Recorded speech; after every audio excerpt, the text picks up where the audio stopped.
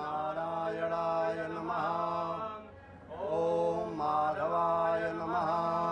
यस्मरेत् पुण्डरीकाक्षबाह्याभ्यन्तरशुचि पुण्डरीकाक्षः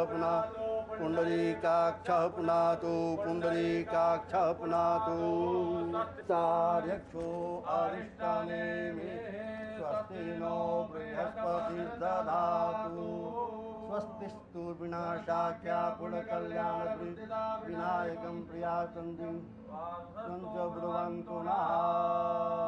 शान्ति ब्रह्म शान्ति सर्वगुं शान्तिः शान्तिरेव शान्तिः सामा शान्तिरेधि जतो यतः शनि महाकाय सूर्यकोटि समप्रभा निर्विघ्नं कुरु मे देव सर्वकार्येषु सर्वदा सिद्धिबुद्धिसहिताय श्रीमन्महागणाधिपतये नमः।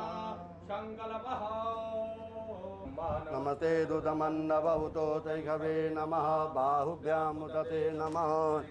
जामिकुं गिरिशं तहस्ते बिभर्तवे शिवाङ्गदेतां कुर्माहिकुं श्रीः पुरुषं जगत शिवेन वच गिरिशाच्छा वदामसि यथा नः सर्वं जगदयतुं सुमनाय सत यद्यवोचतरि।